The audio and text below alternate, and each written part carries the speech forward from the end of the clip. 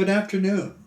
The film Will You Still Love Me Tomorrow by Arvin Chen, and it was screened at the 2013 Traverse City Film Festival on August 4th, 2013.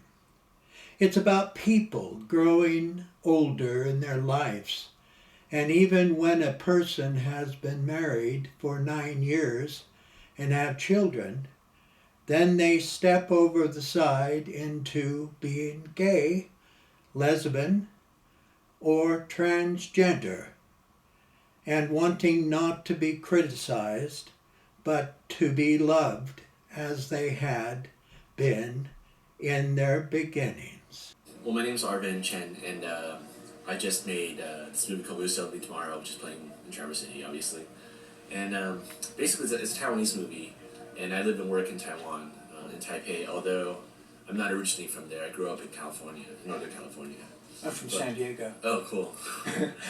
I've made 2 movies in Taiwan. This is my second one. And yeah, for the time being, I think I'll be there for a while making movies, either in Taiwan or China or in Asia, which I actually really like living in Asia. And this movie is it's a romantic comedy, but I think it's kind of maybe a bit of a dramedy, or it's got elements of melodrama, and to me it's also quite sad in parts for for a romantic comedy. But it was a story that I had heard from some Taiwanese friends, and the idea was to do a movie about a family, but also talk about love and marriage and some of these relationship issues that people have in Taiwan. So I understand this is your second movie. Second movie, correct. And what was the first movie that you made? It's called Ofa Taipei, and it was made it came out in 2010, about 3 years ago. And was that a drama, comedy? That's more of a pure comedy. It's like a screwball comedy, or a screwball romantic comedy. And how did that do? It did pretty okay. It did at least okay enough for me to get another movie. Now you were talking in the Q&A, you were saying that in Taiwan, they go ahead and they help with the financing of the movie, do they not? Yeah, the Taiwanese government, it's not guaranteed, obviously. You have to apply just like anything else. It's basically a grant, and you can apply for it. And luckily, both of my films have had some support from the Taiwanese government. And that's a great thing for these kind of movies, just because it's not, without them, I think it would be hard to get it fully financed.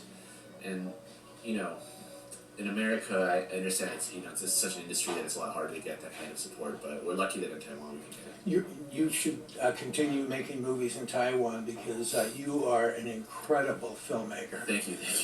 You're not only the director of this movie, but you're also the screenwriter. Right. Now, what seed of thought entered into your mind of embellishing this script into the wonderful movie that you have? It just started with this idea of a closeted gay man who's a father and a husband, and he knows inside that he's kind of playing a role, and I thought about how that would affect his character, and then how that would affect his wife's character, and it just became a little story where I thought, well, it would take place in this month between his sister's engagement and his sister's marriage, and him and his wife and his sister and a few people around them will struggle with kind of the balance between trying to find a normal life and also keeping love in their life. So a lot of little teeny details. That's just writing, where you just gotta spend a lot of time to think about scenes and characters and dialogue. But the basic story came to me pretty fast, where I knew what kind of movie it would probably be about. How long did it take you to write the screenplay? What was the length of time for your first draft? Right, that's a good question. I'm a slow writer, so it took me about 6 months to write a first draft. It took me another 6 months to get it to a point where I felt like you could shoot it, and then another 6 months of us pre-producing the movie while I was rewriting it or fudging it a little bit, because we had cast the actors. So once you get actors in, and you see locations, then you keep finessing it a little bit. Well, I think that your motion picture really teaches all aspiring screenwriters and also filmmakers that don't even begin to make a motion picture unless you have a terrific script. Right. And this is a terrific script. Thank you. Yeah, it's. I think just this, if you have a good script or you have a solid script, there's less can go wrong.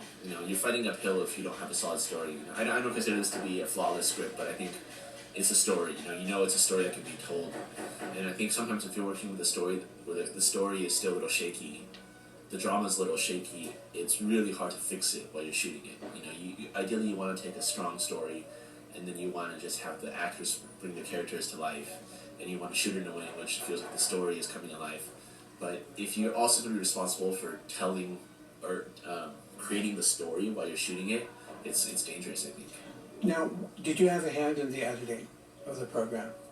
I'm not the editor, but I work very closely with the editor because he's a good friend of mine, and we've known each other for 10 years now, actually. So, and we've been working together, for almost 10 years ever since film school. Stay together because you are a really, really great Right. team. The editing was just splendid.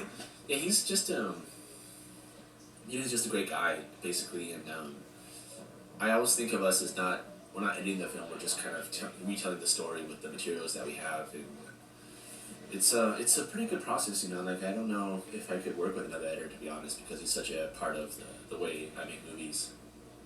I just read a book on Clint Eastwood, and that's what he did. He held on to all the people that Right. worked with him. He kept them year after year for 20 years or more. Yeah, I think I've heard both. There's filmmakers that like to change up things, and there's filmmakers that like to stick with the same core creative team.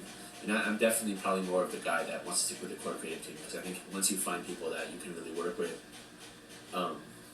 ideally that kind of communication or that kind of relationship just gets better and better with each movie. You can make deeper and deeper movies or better and better films. When you, in your screenplay, and you have all the multiple scenes, did you find that when trying to find the composite when you were actually filming, that it was pretty right on, that you didn't have to embellish it that much from what the screenplay originally laid down? I think there's still a lot of, because the screenplay is still text. It doesn't really come alive until you're in a location and you're acting with actors. So I always try to keep it less like the screenplay is like instructions, because we're not just kind of going off what I wrote. So there was a lot of flexibility. There's a lot of flexibility, yeah. There's a lot of flexibility with, how we're going to shoot the scene. There's a lot of flexibility with the tone of the scene. There's a scene, the scene where they argue where the wife confronts her husband in the living room. That scene in the script was actually written a little less dramatically. It wasn't very heavy. And then once we got to that scene, we realized that it should be heavy because it's like the only scene where we see the wife kind of explode. And so, on the set we just do it differently than the way it was written. And I think when you're writing the script, you can't know how the whole movie's going to feel yet. So I think you have to leave, for me at least, you have to leave a little bit of flexibility so that you can the way the actors are behaving, and the way that the feeling of the set that day can inform you a little bit about what you should do and not just stick to the script. One thing I always look for when I go see a motion picture, even if it's a Western, if it has a great soundtrack, Right. the odds of it being considered as a really terrific movie Right. is greatly goes up. What type of music did you? Where did you get the music? Did you have it originally composed, or were these classics? It was composed. We listened to a lot of 50s Hollywood musicals and classic Hollywood movies as a reference, but it was completely composed by a Taiwanese composer. Music is also an important part for me of every movie too. So it's one of the most fun things you can do. So this is an original score. It's original score. Yeah. Bravo to the composer. Yeah, he's a great composer. Yeah. Oh my God. And I've also worked with him twice as well. So keep him on board as well. His music was absolutely splendid. Yeah, he's an amazing guy. The scene where you, at the very end of the movie, where they decide to let each other go. Right. And you had them walking down the aisle where the flowers are being tossed over them. That was just absolutely ingenious. Thanks, thank you. And then the fellow that the fellow that had the eyeglass shop, and he was standing on the outside the window, and then he went up with his umbrella into the sky. Right. Now, where did that come from?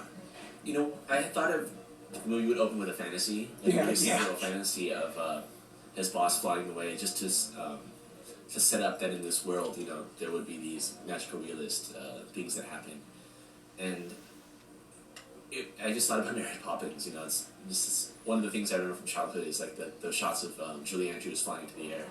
So I just thought it'd be funny. Sometimes it's just these things that I think are funny. You know, to me, that they're goofy or funny, and I just want to shoot them. So I do. And in that case, I thought it'd be funny to shoot.